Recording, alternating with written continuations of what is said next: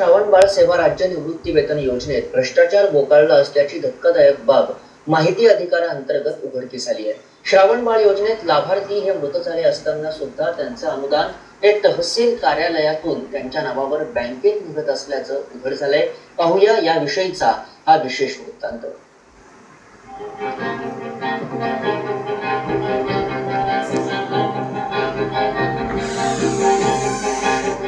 राज्यातील निराधार स्त्री पुरुषांना वय झाल्यानंतर प्रपंच चालवण्याकरता म्हणून राज्य शासनानं श्रावणबाळ सेवा निवृत्ती योजना सुरू केली। मात्र माहिती अधिकाराअंतर्गत मिळालेल्या माहितीनुसार श्रावणबाळ सेवा योजना यादीमध्ये असलेले लाभार्थी मृत असल्याचं निष्पन्न झालंय। शिवाय मेहकर तालुक्याबाहेरील लाभार्थी सुद्धा या यादीमध्ये असल्याचं दिसून आलंय।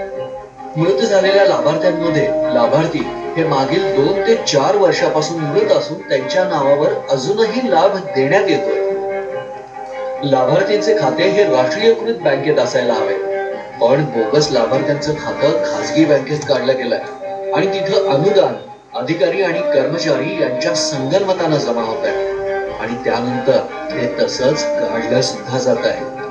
त्यामध्ये माझ्या गावचे जे बोगस लाभार्थी आहेत, जे 4 बोगस लाभार्थी आहेत की ते त्या गावाचेच नाहीत, ते तिथं राहतच नाही त्यांची, ते असे त्या यादीत 4 आहेत आणि 5 हे मयत लाभार्थी आहेत आणि त्यांच्या नावावरती त्या सर्टिफाईड यादीवरती हे अनुदान उचलत आहेत सातत्यानं। या ठिकाणी एजंटाचा दलालांचा सरसराट सुटलेला आहे, म्हणून या प्रकरणाला पायबंद बसावा या हेतूनं मी अनेक ठिकाणी अर्ज टाकले। या योजनेचा लाभ मिळवण्यासाठी लाभार्थ्याला ग्रामस्तरापासून ते तहसील पत्र जमा करावी लागतात आणि ही कागदपत्र जमा केल्यानंतर त्यांची पाहणी केली जाते।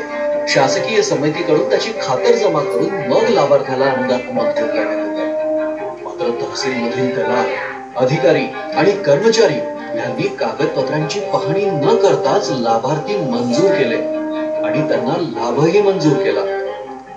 अशा प्रकारे मेहकर तालुक्यात शेकडो लाभार्थी असल्याचा दावा शेजोळ यांनी केलाय। तहसीलदार आणि जिल्हा अधिकारी यांच्याकडे तक्रार